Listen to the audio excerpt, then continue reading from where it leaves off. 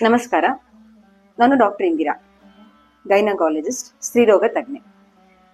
ಈ ಸರ್ಕಾರದವರು 18 ವರ್ಷಕ್ಕೆ ಮದ್ವೆ ಆಗ್ಬೇಕು, 18 ವರ್ಷದ ಮುಂಚೆ ಮದ್ವೆ ಆಗ್ಬಾರ್ದು ಅಂತ ಯಾಕೆ ಹೇಳಿದ್ದಾರೆ? ಯಾರಾದ್ರೂ ಸ್ವಲ್ಪ ಯೋಚನೆ ಮಾಡಿದಾರ?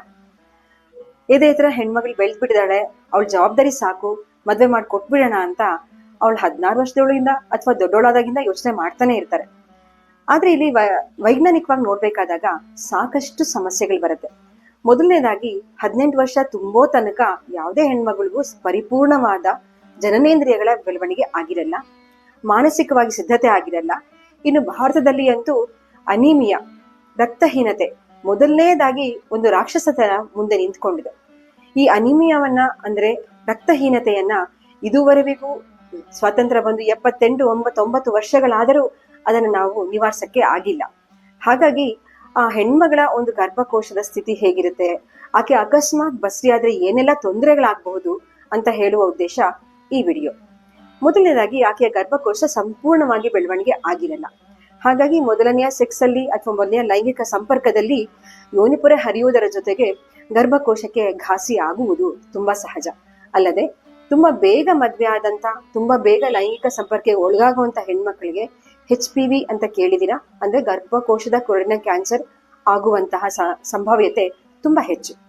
ಮತ್ತು ಆಕೆ ಗರ್ಭ ಕಟ್ಟಿಸಿದಾಗ ಬರೋಣ, ಸಾಧಾರಣವಾಗಿ 2-3 ತಿಂಗಳಲ್ಲಿ ಗರ್ಭ ಕಟ್ಟಿದೆ ಅಂತ ಅನ್ಕೊಂಡು ಖುಷಿಯಾಗಿ ಬರ್ತಾರೆ.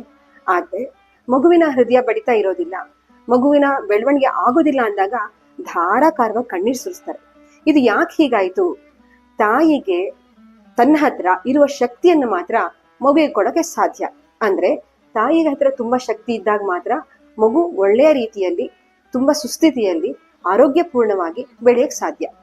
ಎದೆ ಹತ್ರ ಬೆಳೆದು ಮಗಳು ಅಂತ ಲಕ್ಷ ಖರ್ಚು ಮಾಡಿ ಮದ್ವೆ ಮಾಡುವಾಗ ಆಕೆ ಹತ್ರ ಕಬ್ಬಿಣ ಇದೆಯಾ, ಅಂದ್ರೆ ಅವಳ ರಕ್ತದ ಕಬ್ಬಿಣಾಂಶ ಚೆನ್ನಾಗಿದ್ಯಾ, ಕೊರತೆ ಇದೆಯಾ, ರಕ್ತಹೀನತೆ ಇದೆಯಾ, ಯಾವ ತಂದೆ ತಾಯಿರು ನೋಡಕ್ ಹೋಗಲ್ಲ. ಆದ್ರೆ ಆಕೆಗೆ ಮಾತ್ರ ಹೆಲ್ತ್ ಅಲ್ಲಿ ಯಾವುದೇ ತೊಂದರೆ ಬರಬಾರ್ದು ಅಂತ ಎಕ್ಸ್ಪೆಕ್ಟ್ ಮಾಡ್ತಾರೆ. ಯಾಕೆ ಅದನ್ನ ಪರೀಕ್ಷೆ ಮಾಡಿಸ್ಕೊಳ್ಳಲ್ಲ? ಮೊದಲನೇದಾಗಿ ಆಕೆಗೆ 18 ವರ್ಷ ತುಂಬಕ್ ಮುಂಚೆನೆ ಏನ್ ಅರ್ಜೆಂಟ್ ಆಗಿರುತ್ತೆ? 18 ವರ್ಷ ತುಂಬಕ್ ಮುಂಚೆ ಮಾಡಿದಂತ ಮದುವೆಗಳು ಕಾನೂನಿನ ರೀತಿಯಲ್ಲಿ ಅದು ಅಪರಾಧವಾಗಿದೆ. ತಂದೆ, ತಾಯಿ ಮತ್ತು ಆ ಮದುವೆಯಲ್ಲಿ ಒಳಗೊಂಡಿರಂತ ಪ್ರತಿಯೊಬ್ಬರಿಗೂ ಶಿಕ್ಷಾರ್ಹ ಅಪರಾಧ ಅಂತ ತಿಳಿದಿದ್ರು ಕೂಡ ಅವರು ಆಧಾರ್ ಕಾರ್ಡ್ ಅನ್ನ, ಬರ್ತ್ ಸರ್ಟಿಫಿಕೇಟ್ ನ ಒಂದ್ ಸ್ವಲ್ಪ ಏರುಪೇರು ಮಾಡಿ ಅದ್ರಲ್ಲಿ ಏನೋ ಒಂದ್ ಮ್ಯಾನಿಪುಲೇಟ್ ಮಾಡಿ 18 ತುಂಬಿತ್ತು ಅಂತ ಕಣ್ಣೊಡ್ಸೋ ನಾಟಕ ಮಾಡಿ ಮದ್ವೆ ಅಂತೂ ಮಾಡ್ಬಿಡ್ತಾರೆ. ಮೊದಲನೇದಾಗಿ ಆಗುವಂಥದ್ದು ಆಕೆಗೆ ಗರ್ಭಪಾತಗಳು. ಮೊದಲನೇ 3 ತಿಂಗಳಲ್ಲಿ ಆಗುವಂತ ಗರ್ಭಪಾತಗಳು ಅತಿ ಹೆಚ್ಚು. ಪದೇ ಪದೇ ಆಗುವಂತ ಈ ಗರ್ಭಪಾತಗಳಿಂದ ಆಕೆಯ ಎಳೆಯ ಮನಸ್ಸಿಗೂ ತೊಂದರೆ, ಘಾಸಿ, ದೇಹಕ್ಕೂ ತೊಂದರೆ, ಘಾಸಿ, ಮತ್ತು ಗರ್ಭಕೋಶ, ಗರ್ಭನಾಳ ಹಾಗೂ ಪೆಲ್ವಿಕ್ ಇನ್ಫ್ಲಮೇಟರಿ ಡಿಸೀಸ್ ಈ ಒಂದು ಅಪಾಯಕ್ಕೆ ಆ ಹೆಣ್ಮಗಳು ತುಂಬಾ ಒಳಗಾಗ್ತಾಳೆ. ಮತ್ತೆ ಮುಂದೆ ಆಕೆ ಗರ್ಭ ಕಟ್ಟಬಹುದು, ಕಟ್ಟದೇ ಇರಬಹುದು. ಆದ್ರೆ ಅವಳ ಜೀವನ ಪರ್ಯಂತ PID, ಪೆಲ್ವಿಕ್ ಇನ್ಫ್ಲಮೇಟರಿ ಡಿಸೀಸ್ ಇಂದ ಆಗುವಂತ ನೋವು ಮಾತ್ರ ಅಸದಳ. ಇದನ್ನ ತಪ್ಪಿಸೋಕೋಸ್ಕರನೇ ನಾವು 18 ತುಂಬಲಿ, ಪೂರ್ತಿ ಬೆಳಿಲಿ, ಈಗಂತೂ 23ನೇ ವಯಸ್ಸು ತನಕ ಮದ್ವೆ ಆಗದೆ ಅವಳ ಒಂದು ಪೂರ್ಣವಾದ ಬೆಳವಣಿಗೆ ಆದ ಮೇಲೆ ಮಗು ಆಗುವುದು ಸೂಕ್ತ ಅಂತ ಎಲ್ಲ ವೈದ್ಯರು ಹೇಳ್ತಾ ಇದ್ದಾರೆ. ಪದೇ ಪದೇ ಆಗುವಂತ ಗರ್ಭಪಾತ ಮೊದಲ 3 ತಿಂಗಳಲ್ಲಿ ಒಂಥರ ತೊಂದರೆ ಆದ್ರೆ ನಂತರ 4ನೇ, 5ನೇ ಅಥವಾ 6ನೇ ತಿಂಗಳಲ್ಲಿ ಆಗುವಂತದ್ದು ಇನ್ನೊಂಥರ. ಅದು ಏನಾಗಬಹುದು? ಅದು ಗರ್ಭಕೋಶಕ್ಕೆ ಶಕ್ತಿ ಇಲ್ಲದಂತೆ ಗರ್ಭ ನಾಳ ಏನಿರುತ್ತೆ ಆ ನಾಳ ಪೂರ್ತಿ ಓಪನ್ ಆಗತ್ತೆ. ಗರ್ಭದ್ವಾರ ಓಪನ್ ಆದಾಗ ಅಂದ್ರೆ ಅದನ್ನ ನಾವು ಸರ್ವೈಕಲ್ ಇನ್ಕಾಂಪಿಟೆನ್ಸಿ ಅಂತ ಹೇಳ್ತೀವಿ. ಅದು ಪೂರ್ತಿಯಾಗಿ ಗರ್ಭವನ್ನ 9 ತಿಂಗಳ ತನಕ ಬೆಳೆಸಕ್ಕೆ ಅವಕಾಶ ಕೊಡಲ್ಲ.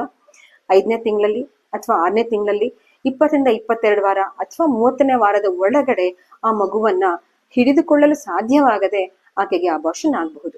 28 ವಾರಕ್ಕೆ ಮೊದಲಾದರೆ ಅದು ಅಬಾರ್ಷನ್ ಅಂತ ಹೇಳ್ತೀವಿ. ಆ ಮಗುವಿಗೂ ಉಳಿಯೋಕೆ ಸಾಧ್ಯ ಇರಲ್ಲ. 28 ವಾರ ಆದ ನಂತರ ಆಗುವಂತ ಮಗುವಿಗೆ ಸಾಕಷ್ಟು ಖರ್ಚು ಮಾಡಿ ಅದನ್ನ NICU ನಲ್ಲಿ ತಿಂಗಳಗಟ್ಟಲೆ ಇಟ್ಟು ಆ ಮಗುವನ್ನ ಉಳಿಸಿಕೊಂಡರೂ ಸಹ ಅದಕ್ಕೆ ಯಾವುದಾದ್ರೂ ಒಂದು ನ್ಯೂನತೆ ಜೀವನ ಪರ್ಯಂತ ಕಾಡೋದಂತೂ ತಪ್ಪಲ್ಲ. ಸೊ ಇದನ್ನ ಈ ಒಂದು ಅವಘಡವನ್ನ ನಾವು ತಪ್ಪಿಸೋದಕ್ಕೆ ಹೆಣ್ಮಗಳು ಪೂರ್ಣವಾಗಿ ಬೆಳೆಯಲಿ, 20 ವರ್ಷವಾದ್ರೂ ಅವಳಿಗೆ ಪೂರ್ಣವಾಗಲಿ ಅಂತ ಕಾಯೋದ್ರಲ್ಲಿ ಯಾಕೆಗೋ ಈ ತಂದೆ ತಾಯಿಗಳು ಹಿಂದೆಟು ಹೊಡಿತಾ ಇದ್ದಾರೆ. ಇನ್ನೊಂದ್ಸಲ ಬರೋದಂತಂದ್ರೆ ಆಕೆಗೆ ತುಂಬಾ ಹೆಚ್ಚಾಗಿ ಪ್ರೆಗ್ನೆನ್ಸಿ ಇಂಡ್ಯೂಸ್ಡ್ ಹೈಪರ್ಟೆನ್ಷನ್, ಅಂದ್ರೆ ಗರ್ಭದಲ್ಲಿ ಬರುವಂತಹ ನಂಜು, ಗರ್ಭಿಣಿ ನಂಜು, ಬಸುರಿ ನಂಜು, ಈ ತರ ಎಲ್ಲ ಹೇಳ್ತಾರೆ. ಇದು ಎಕ್ಲಾಂಪ್ಸಿಯಾ ಅಂತನ್ನುವಂತಹ ಒಂದು ಅಪರೂಪದ ಮತ್ತು ತೀರಾ ಎಮರ್ಜೆನ್ಸಿ ಆಗಿರುವಂತ ಒಂದು ಕಂಡೀಷನ್ ಆಗುತ್ತೆ. ಇದರಲ್ಲಿ ಆ ಹೆಣ್ಮಗಳಿಗೆ ಅತಿಯಾಗಿ BP ಹೆಚ್ಚಾಗಿ ಅವಳನ್ನ ಮೆದುಳಿನ ಕಾರ್ಯಕ್ಷಮತೆ ಎಲ್ಲ ಸರಿಯಾಗದೆ ಆಕೆಗೆ ಫಿಟ್ಸ್ ಬರುತ್ತೆ. ಅಂದ್ರೆ ಇದನ್ನ ಎಕ್ಲಾಂಪ್ಸಿಯಾ ಅಂತ ಹೇಳ್ತೀವಿ. ಈ ಒಂದು ಕಂಡೀಷನ್ ಬಂದಾಗ ತಾಯಿಗೂ ಮಗುವಿಗೂ ತುಂಬಾ ಅಪಾಯವಿರುತ್ತದೆ. ತಾಯಿ ಉಳಿತಾಳೋ ಇಲ್ಲವೋ, ಮಗು ಉಳಿಯುತ್ತೋ ಇಲ್ಲವೋ ತಿಳಿಯೋದಿಲ್ಲ. ಅದರ ಜೊತೆಗೆ ಎಕ್ಲಾಂಪ್ಸಿಯಾ ಆದಾಗ ಗರ್ಭಕೋಶದ ಒಳಗಡೆ ಇರುವಂತಹ ಮಗು ಸಾಯಬಹುದು. ಪ್ಲಾಸೆಂಟಾ ಅದು ಸಪರೇಟ್ ಆಗಬಹುದು. ಅದು ಸಪರೇಟ್ ಆದಾಗ ಒಳಗಡೆನೆ ಗರ್ಭಕೋಶದ ಒಳಗಡೆನೆ ಸಾಕಷ್ಟು ರಕ್ತಸ್ರಾವ ಆಗಿ ತಾಯಿಗೆ ಸಾಯುವಂತಹ ಸ್ಥಿತಿ ಬರಬಹುದು. ಈ ಎಲ್ಲ ಅವಘಡಗಳು ತುಂಬಾ ಚಿಕ್ಕ ವಯಸ್ಸಿನಲ್ಲಿ ಮದುವೆಯಾದ, ಚಿಕ್ಕ ವಯಸ್ಸಿನಲ್ಲಿ ಬಸುರಿಯಾದ ಹೆಣ್ಮಗಳಿಗೆ ಕಾಡುವುದಂತೂ ಸತ್ಯ. ಇನ್ನೊಂದು ಘೋರವಾದ ತೊಂದರೆಯಪ್ಪ ಅಂತಂದ್ರೆ, ಹೆರಿಗೆ ಆದ ಮೇಲೆ ಗರ್ಭಕೋಶ ಅದು ಮಾಂಸಖಂಡಗಳು ಗಟ್ಟಿಯಾಗಿ ಹಿಂಡಿಕೊಂಡು ರಕ್ತಸ್ರಾವವನ್ನು ನಿಲ್ಲಿಸಬೇಕು. ಸಾಧಾರಣವಾಗಿ 500 ml ಅಷ್ಟು ಅಥವಾ 1000 ml ಅಷ್ಟು ಮಾತ್ರ ರಕ್ತವನ್ನ ಅದು ಹೆರಿಗೆ ಆದಾಗ ಹೋದ್ರೆ ಅದು ಸಹಜ ಅಂತಾರೆ. ಆ ಹೆಣ್ಮಗಳು ತಡ್ಕೋತಾಳೆ. 1000 ml ಗಿಂತ ಹೆಚ್ಚಾದ್ರೆ ಆಕೆಗೆ PPH ಅನ್ನುವಂತ ಘೋರ ಕಂಡೀಷನ್ ಇರುತ್ತೆ, ಪೋಸ್ಟ್ ಪಾರ್ಟಮ್ ಹೆಮೊರೇಜ್ ಅಂತ. ನೀವೆಲ್ಲ ತಾಜ್ ಮಹಲ್ ನೋಡಿದೀರಾ. ಪ್ರೇಮ ಮಂದಿರ ಅಂತ ಹೇಳಿ ನಮಸ್ಕಾರ ಹಾಕೊಂಡು ಪ್ರೀತಿಯಿಂದ ನಿಮ್ಮ ಹನಿಮೂನ್ ಎಲ್ಲ ಅಲ್ಲಿ ಮಾಡ್ಕೊಂಡು ಬರ್ತೀರಾ. ಆದ್ರೆ ಅದು ಕಟ್ಟಿರುವುದು ತಾಜ್ ಮಹಲ್ ಒಂದು PPH ನಿಂದ ಮರಣ ಹೊಂದಿದ ತಾಯಿಯ ನೆನಪಿನಲ್ಲಿ. ಹಾಗಾಗಿ ಎಲ್ಲಾ ಗೈನಕಾಲಜಿಸ್ಟ್ಗಳಿಗೂ ತಾಜ್ ಮಹಲ್ ಅನ್ನೋದು PPH ಅನ್ನ ಮಾತ್ರನೇ ಗುರುತಿಸುತ್ತೆ. PPH ಅನ್ನುವುದು ತುಂಬಾ ಅಪಾಯಕಾರಿಯಾದಂತಹ ಒಂದು ಸ್ಥಿತಿ. ಅದರಲ್ಲಿ ನಮ್ಗೆ ಹೆಚ್ಚು ಸಮಯ ಇರೋದಿಲ್ಲ. ಆಕೆಗೆ ರಕ್ತ ಪೂರೈಕೆ ಆಗ್ಬೇಕು, ಎಲ್ಲಿಂದ ರಕ್ತ ಬರ್ತಾ ಇದೆ ಅದು ನಿಲ್ಲಬೇಕು. ಒಬ್ಬರೇ ವೈದ್ಯರು ಮಾಡಕ್ಕೆ ಸಾಧ್ಯ ಇಲ್ಲ, ಸಾಕಷ್ಟು ವೈದ್ಯರ ಸಹಾಯ ಬೇಕು. ಕೆಲವು ಸಲ ಗರ್ಭಕೋಶವನ್ನು ತೆಗೆದರೆ ಅಂದ್ರೆ ಡೆಲಿವರಿ ಲೇಬರ್ ಸಿಸೇರಿಯನ್ ಸೆಕ್ಷನ್ ಅಂತ ಹೇಳಿ ಮಾಡ್ತಾರೆ, ಅಥವಾ ಸಿಸೇರಿಯನ್ ಮಾಡುವಾಗಲೇ ರಕ್ತ ತುಂಬಾ ಹೆಚ್ಚಾದಾಗ ಅದನ್ನ ಹಿಸ್ಟೆಕ್ಟಮಿ ಮಾಡಬೇಕಾಗತ್ತೆ. ಈ ಎಲ್ಲ ಅವಕಾಶಗಳಿಗೆ ಹೆಚ್ಚಿನ ಡಾಕ್ಟರ್ಗಳು ಬೇಕು.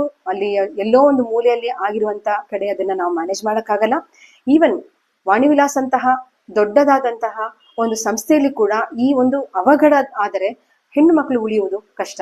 ಅಲ್ಲಿ ಸದಾಕಾಲ ಅನಸ್ಥಿಷಿಯಾಲಜಿಸ್ಟ್, ಗೈನಕಾಲಜಿಸ್ಟ್, ಅತ್ಯಂತ ನುರಿತಂತ ವೈದ್ಯರು ಇದ್ದರೂ ಕೂಡ ಆ ಒಂದು ಕ್ಷಣಗಳಲ್ಲಿ ಹೆಣ್ಣು ಮಗಳ ಜೀವ ಹೈರಾಣಾಗ್ಬಿಡತ್ತೆ. ಇದನ್ನೆಲ್ಲ ತಪ್ಪಿಸೋದಿಕ್ಕೆ 18 ವರ್ಷಕ್ಕೆ ಮದುವೆ ಮಾಡದೇ ಇದ್ರೆ ತುಂಬಾ ಸೂಕ್ತ ಅಲ್ವಾ? ಅಲ್ಲದೆ ಆ ಹೆಣ್ಮಗಳ ಶಕ್ತಿ ಹೇಗಿದೆ, ಆಕೆಯ ರಕ್ತ ಪುಷ್ಟಿ ಹೇಗಿದೆ, ಆಕೆಯ ಬೆಳವಣಿಗೆ ಸರಿ ಇದೆಯಾ, ಆಕೆಯ ದೈಹಿಕ ಕ್ಷಮತೆ ಚೆನ್ನಾಗಿದ್ಯಾ, ಆಕೆ ತಡ್ಕೊಳ್ಳಬಲ್ಲಲ್ಲ, ಯಾವ ಶ್ರಮವನ್ನು ಅವಳು ತಡ್ಕೊಳ್ತಾಳೆ. 2-3 ಗಂಟೆ ಕೆಲಸ ಮಾಡಿದ್ರು ಆಕೆ ಶ್ರಮ ಅಂತ ಹೇಳೋದಿಲ್ಲ ಅಲ್ವಾ? ನಡೆದಾಗ ಆಕೆ 1 ಗಂಟೆ ನಡೆದಾಗ ಮತ್ತೆ ಬಂದರು ಸುಸ್ತು ಅಂತ ಕೂತ್ಕೊಳ್ಳಲ್ಲ ಅಲ್ವಾ? ಆ ರೀತಿ ನಿಮ್ಮ ಹೆಣ್ಮಕ್ಳನ್ನ ತಯಾರು ಮಾಡಿ, ಆ ರೀತಿ ಹೆಣ್ಮಕ್ಳಿಗೆ ದೈಹಿಕವಾಗಿ ಕ್ಷಮತೆ ಇರುವಂತೆ ನೀವು ನೋಡ್ಕೊಳ್ಳಿ. ಆಮೇಲೆ ಮಾತ್ರ ಮದ್ವೆ ಮಾಡಿ. ಯಾಕಂದ್ರೆ ಹೆಣ್ಮಗಳ ಜೀವ ಬರೀ ಒಂದು ಜೀವ ಅಲ್ಲ, ಒಂದು ಕುಟುಂಬದ, ಅವಳಿಗೆ ಆಗಿರಬಹುದಂತ ಆ ಮಕ್ಕಳ ತಾಯಿಯನ್ನ ಕಳ್ಕೊಳ್ಳುವಂತ ದಾರುಣತೆ ಯಾರಿಗೂ ಬರಬಾರ್ದು. 18 ವರ್ಷಕ್ಕೆ ಮದ್ವೆ ಮಾಡೋದನ್ನ ನಿಲ್ಲಿಸಿ, ಆಕೆಯ ಕ್ಷಮತೆ, ದೈಹಿಕ ಕ್ಷಮತೆ ಹೆಚ್ಚಾಗುವ ಕಡೆ ಗಮನ ಕೊಡಿ. ಸಾಕಷ್ಟು ವ್ಯಾಯಾಮವನ್ನು ಮಾಡಿಸಿ, ದೈಹಿಕ ಚಟುವಟಿಕೆಯನ್ನ ಅವಳ ದೈನಂದಿನ ಜೀವನದ ಭಾಗವನ್ನಾಗಿ ಮಾಡಿಸಿ, ಮತ್ತು ಆಕೆ ತುಂಬಾ ಸಮಾಧಾನ ಪ್ರಕೃತಿ ಇರುವ ಹಾಗೆ, ಆಕೆ ನಿರ್ಧಾರಗಳನ್ನು ತಗೊಳ್ಳೋದಕ್ಕೆ ಶಕ್ತಲಿರುವ ಹಾಗೆ ಅವಳನ್ನ ಬೆಳೆಸಿ ನಂತರ ಅವಳ ಜೀವನಕ್ಕೆ ಬಿಡಿ. ಅದರ ಮುಂಚೆ ತುಂಬಾ ಪ್ರಿಮೇಚೂರ್ ಆಗಿ ಕೊಟ್ಟಾಗ ನಮ್ಗೆ ಹೇಗೆ 25-26 ವಾರದ ಮಕ್ಕಳನ್ನ ಬದುಕಿಸಕ್ಕೆ ಸಾಧ್ಯ ಇಲ್ಲವೋ ಹಾಗೆಯೇ 18 ವರ್ಷದ ಒಳಗಿನ ಮಕ್ಕಳಿಗೆ ಅಥವಾ ಈಗಷ್ಟೇ 18 ತುಂಬಿದಂತ ಹೆಣ್ಣು ಮಕ್ಕಳಿಗೆ ಜೀವನ ಕೂಡ ಪ್ರಿಮೇಚೂರ್ ಅಬಾರ್ಷನ್ ಆಗುತ್ತೆ. ಇದು ಎಲ್ಲರಿಗೂ ನೆನಪಿರ್ಲಿ. ನಾವು ನಮ್ಮ ಹೆಣ್ಮಕ್ಳನ್ನ ಗೌರವದಿಂದ, ಶಕ್ತಿಯಿಂದ ನಾವು ಕಾಪಾಡೋಣ. ನಮಸ್ಕಾರ.